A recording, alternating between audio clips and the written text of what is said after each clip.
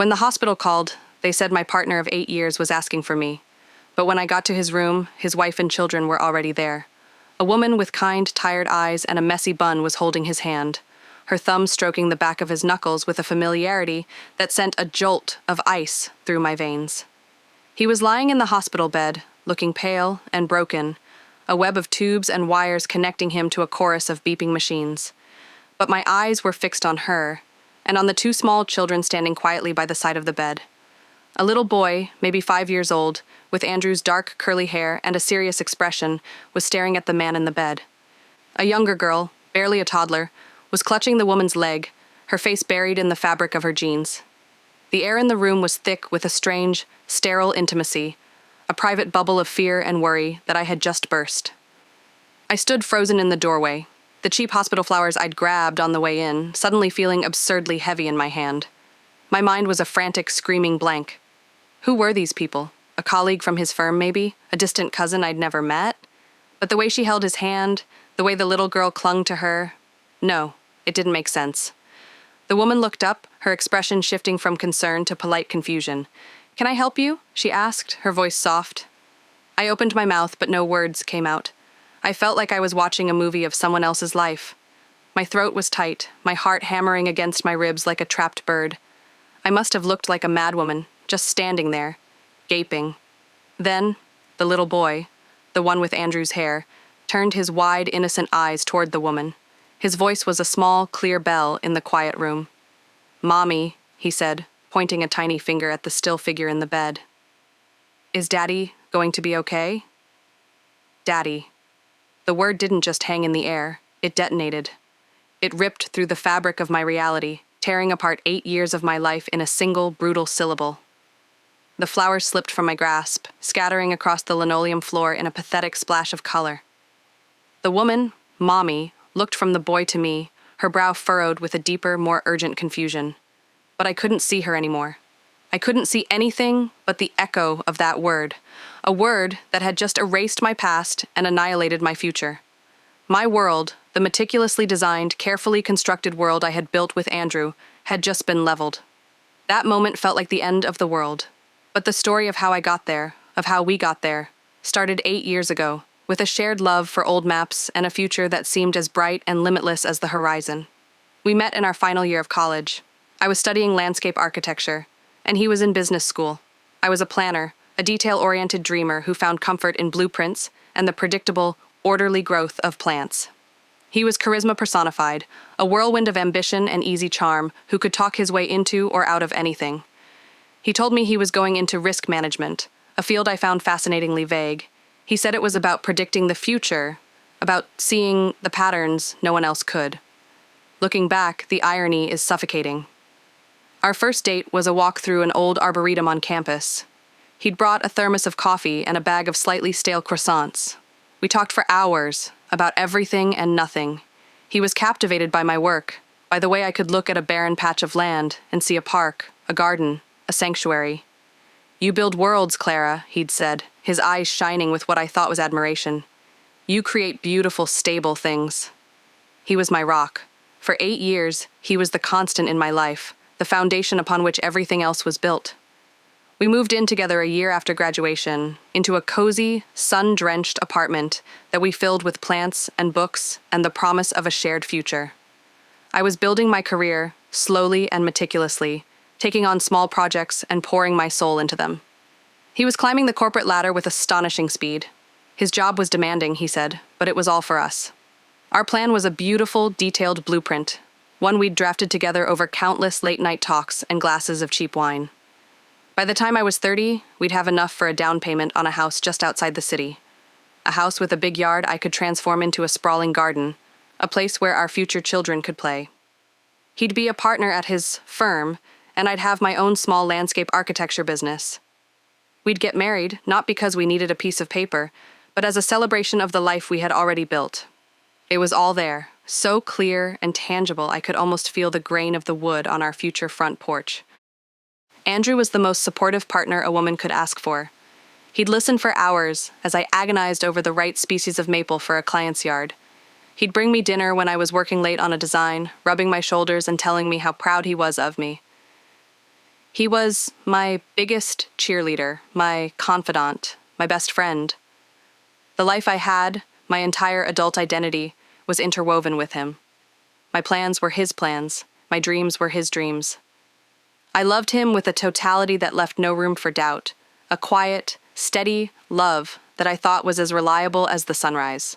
He was a master of compartmentalization, I see that now. He had to be. He built a wall between his two lives so high and so thick that no sound, no light, no hint of the truth could ever bleed through. And I, the meticulous planner, the woman who could spot a misplaced shrub from 100 yards away, I never saw the wall. I just saw the man I loved, the man who was working so hard for us. The red flags, when I look back, are no longer flags. They are giant, screaming, neon billboards, and I was driving past them every day with the windows up and the music blasting. The devastation of the truth is one thing, but the shame of my own blindness is a different kind of pain. It's a quiet, corrosive thing that eats away at you from the inside. It all started with the job. Risk management. It was the perfect cover. It was inherently secretive, complex, and important sounding. When he said he couldn't talk about a specific project because of a non-disclosure agreement, I nodded with understanding. Of course. Corporate security. It made sense. His long hours were just part of the grind, the price you paid for success in a competitive field. About a year ago, it intensified. The big promotion was on the horizon, a senior partner role. This was the final push, he'd explained, his face earnest and tired. Just one more year of this, Clara. One more year of crazy hours, and then it's done. We can buy the house. I can finally have a normal schedule. Everything we've been working for. I believed him. I didn't just believe him. I became his support system. I made sure the apartment was a sanctuary for him to come home to, quiet and calm. I'd cook his favorite meals even if he didn't get home until after 10. I'd draw him a bath, listen to him vent about his stressful day, and never once complain that I was eating alone again. I put my own needs on hold, telling myself it was a temporary sacrifice for a permanent future. I was a partner in this project, the project of our life together. While he was out there slaying dragons, as he liked to call it, I was tending the home fires. The truth is, he was just having dinner with his wife and tucking his children into bed. Then there were the finances. It was one of the first things he established when we moved in together. Let's keep our finances separate, he'd said, framing it as a modern, sensible approach. It's just cleaner that way. No arguments about money, and it'll be easier to track our savings for the house deposit. Less temptation to dip into it. I, who prided myself on my practicality, agreed wholeheartedly. It seemed mature and responsible. He had his accounts, I had mine. We split the rent and utilities down the middle. He'd send me his half on the first of every month, like clockwork. I never saw a pay stub, a bank statement, a credit card bill. He managed his own world with meticulous privacy, and I respected it. I thought it was a sign of his organizational skills, the same skills that made him so good at his job. I never imagined that he needed a separate account to funnel money into a mortgage, a car payment, and the endless expenses of a second family. He wasn't just managing risk at his job, he was managing me. He was mitigating the risk of me ever finding out. And the phones. There were always two. His personal phone, the one with our pictures as the background, was always face up on the counter. But the second one, the work phone, was his shadow. It was a sleek, anonymous black rectangle that he guarded like a state secret. It was always on silent, always locked, and always in his possession. If he left it on the coffee table and I so much as moved it to wipe the surface, his head would snap up. "Careful with that, babe," he'd say, his voice a little too sharp before he'd soften it with a smile. Corporate security is insane. They track everything. If I lose it, I'm in a world of trouble. And I'd just nod. Of course I get it. I never questioned it. Why would I? In our world of shared trust, his explanation was perfectly plausible. I never imagined that the corporate security he was so worried about was a woman named Caroline sending him a picture of their son's first lost tooth, or a text asking what time Daddy would be home for dinner. The phone wasn't locked to protect corporate secrets. It was locked to protect his other life from me. The travel was the most elaborate part of the deception. His company had a major client in a commuter city about 90 minutes away. It required him to be on site frequently. Sometimes he'd be gone for 2 or 3 days at a time. He claimed the company put him up in a small corporate apartment to save on hotel costs. "It's a shoebox," he'd complain over the phone. "Sterile and depressing. I can't wait to be home with you." That shoebox was, of course, the family home he shared with Caroline and their children. His business trips were just him going home. The 90-minute commute was the buffer zone between his two worlds. Holidays were always a minefield. He had the perfect excuse: no family. His parents had passed away when he was a teenager, and he claimed to be estranged from his only sibling, a sister he never spoke of. It was a tragic backstory that made me love him more, made me want to create a new family for him, with me. It also made it incredibly easy for him to isolate us. There were no in-laws to visit, no family traditions to navigate. So when a work emergency would suddenly pop up on Christmas Eve, or a mandatory company retreat would fall over the long Thanksgiving weekend, I was disappointed, but I understood. His career was demanding. "Next year, Clara," he'd promise, his arms wrapped around me. "Next year it will all be different. I promise we'd celebrate our own Christmas a few days later, just the two of us." I thought it was our special tradition, a testament to our resilience as a couple. In reality, I was just the girlfriend he celebrated with on the 27th, after he'd already had the real Christmas with his real family. For 6 years, he lived these two lives. 6 years of intricate lies, of carefully managed schedules, of a deception so profound and all-encompassing it's hard to comprehend. He wasn't just cheating on me. He had built an entire separate existence. He was a husband. He was a father. And I, the woman who was planning a life with him, was nothing more than a long-term live-in affair. The other woman. And I never, ever suspected a thing. The day the world ended, it started with a phone call. I was at my drafting table, finalizing the planting plan for a public park, my mind a peaceful landscape of ornamental grasses and flowering dogwoods. The phone buzzed, and an unknown number flashed on the screen. I almost ignored it, but something made me answer. "Is this Clara?" a woman's voice asked, calm and professional. "Yes, this is she."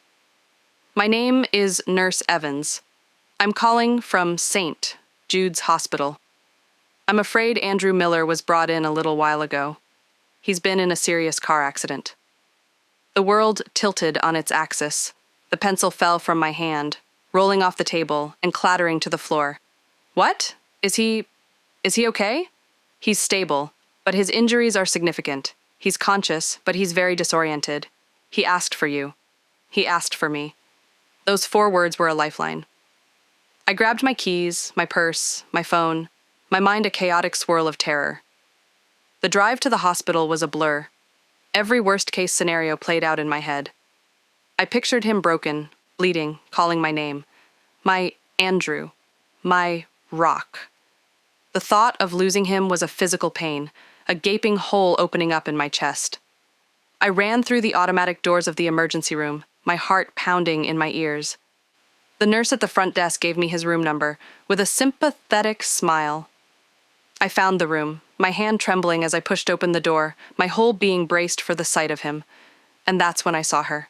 The woman, the children, the scene that would be burned into my memory forever. The little boy's voice saying "Daddy" was the sound of a key turning in a lock I never knew existed, opening a door to a room full of horrors. After the flowers dropped, a nurse, Nurse Evans, the one from the phone, rushed over. "Ma'am, are you all right?" she asked, her voice gentle. I couldn't speak. I just pointed a shaking finger at the bed. "Andrew," I managed to choke out. The other woman, Caroline, stood up. "I'm sorry. Who are you?" she asked, a protective arm shielding her children. I'm Clara. I'm his partner." Caroline's face was a mask of confusion.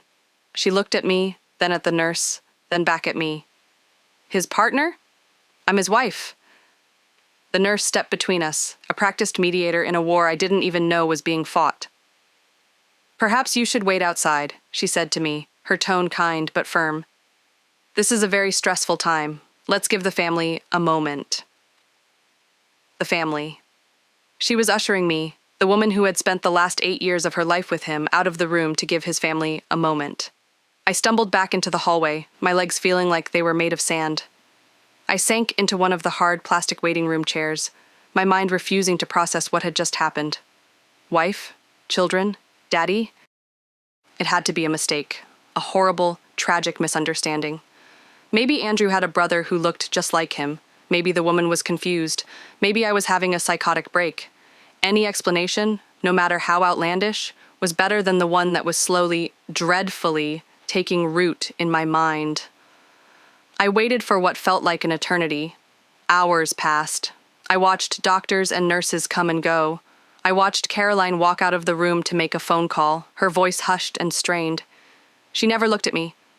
It was as if I was invisible, a ghost haunting the edges of her tragedy. Finally, late into the night, a doctor told me Andrew had been stabilized and moved to a private room to recover. He was heavily sedated and would be for some time. Caroline and the children had gone home. The nurse told me I could go in for a few minutes. The room was dark, save for the glow of the monitors. He looked so small in the bed, so fragile. All my anger, all my confusion, evaporated, replaced by a wave of familiar, aching love.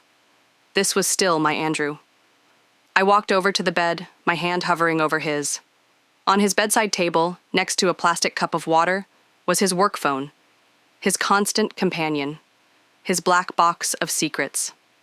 In that moment, I knew. I knew with a certainty that was as cold and hard as the tile floor beneath my feet. The story he had built for me was a lie, and the truth was locked inside that phone.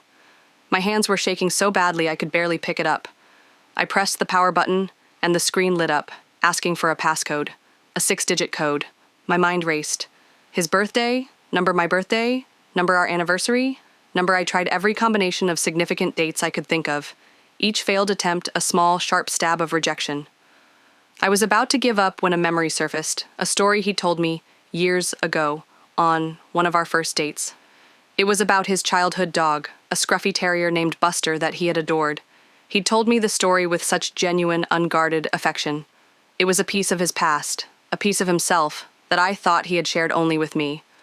My fingers trembled as I typed in the name, Buster 2-8-7-8-3-7 on the keypad.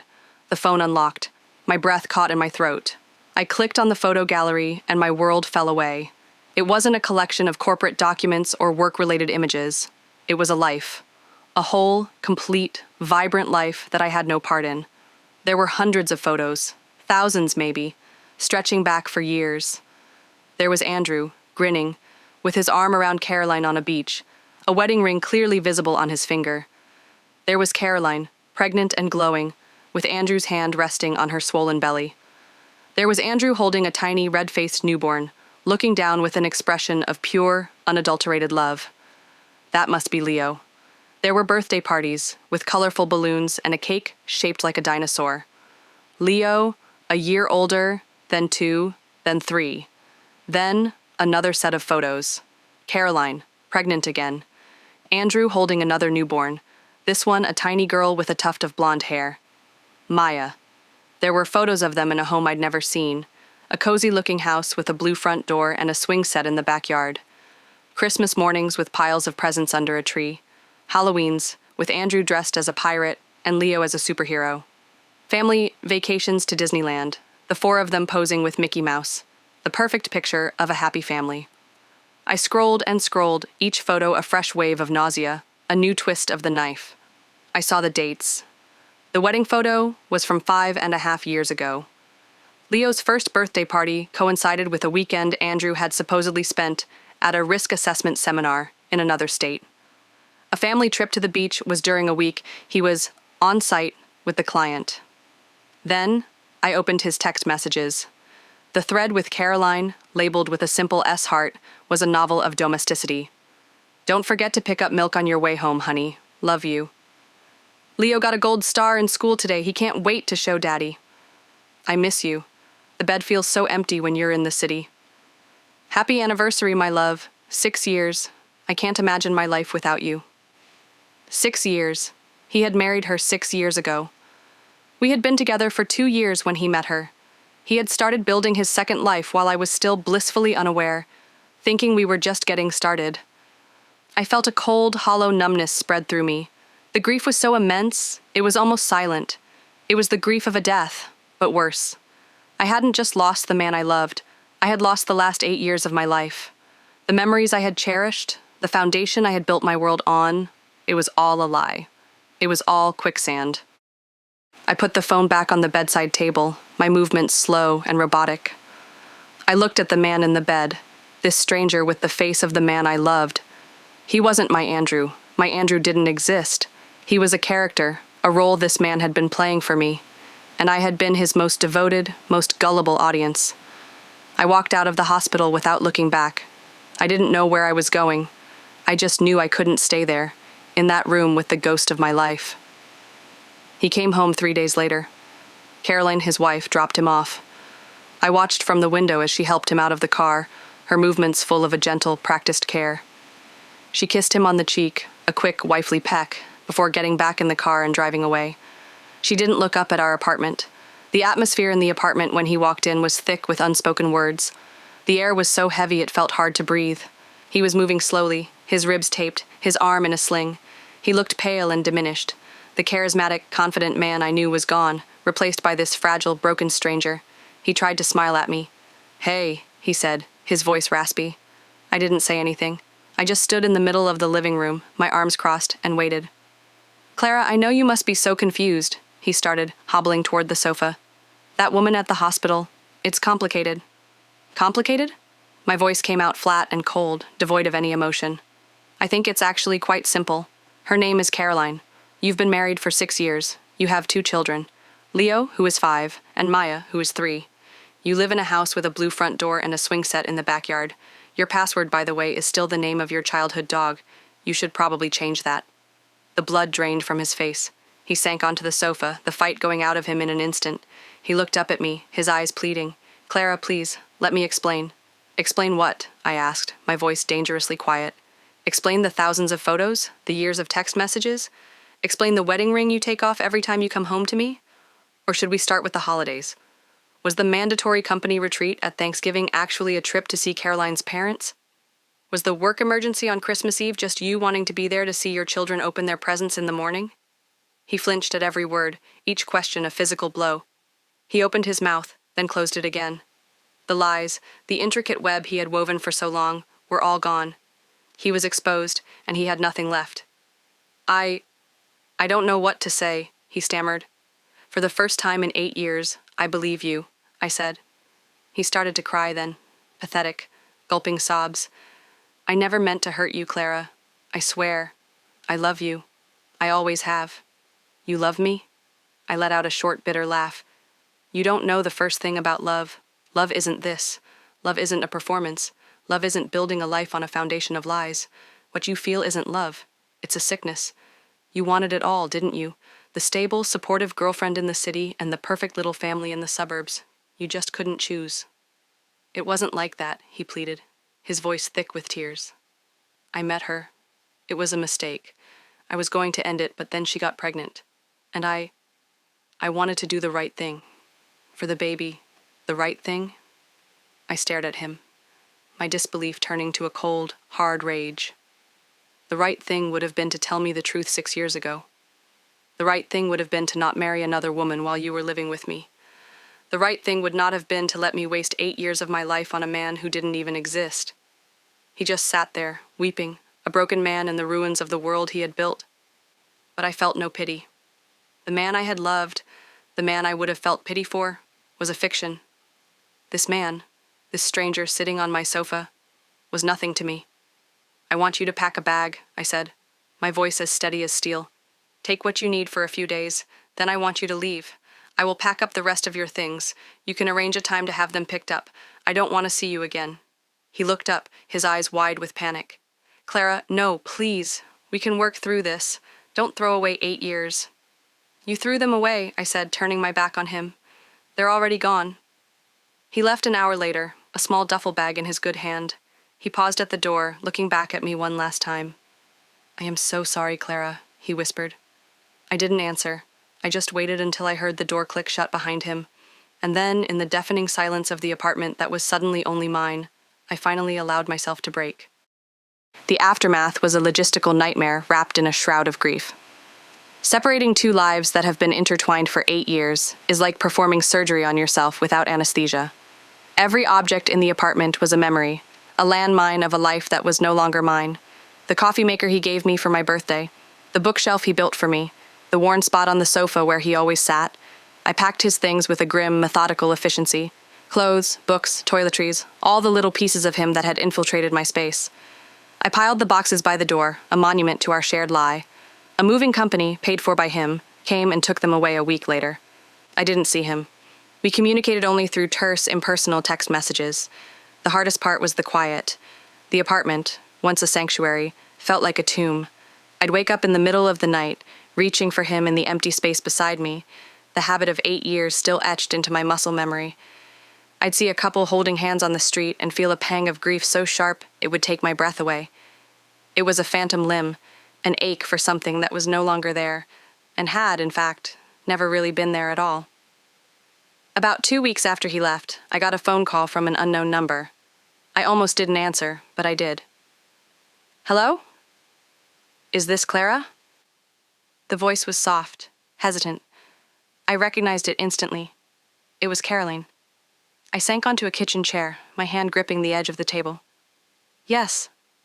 There was a long pause. I could hear the faint sound of a child's laughter in the background. I don't really know why I'm calling, she said, her voice strained. I found your number in his old phone records. I had to. It's okay, I said, though it wasn't. He told me everything, she said quietly. Or his version of everything. I'm so sorry. I'm so sorry. I had no idea. I swear to you, I never knew you existed. I believe you, I said, and I did. I didn't know you existed either. We were two strangers, bound together by the same man's deceit. We were the sun and the moon in his sky, kept in separate orbits, never meant to meet. He told me you were a colleague he was mentoring, she said, her voice thick with disgust. He said you were having a hard time and he was helping you with your career, the late nights, the time in the city. It was all work. He told me you were a client, I replied, my own voice hollow. The trips, the corporate apartment, it was all for a big project. We were silent for a moment, the weight of his lies settling between us. We were not rivals. We were victims. Two women who had loved a man who was incapable of telling the truth. I've kicked him out, she said, a new, harder edge to her voice.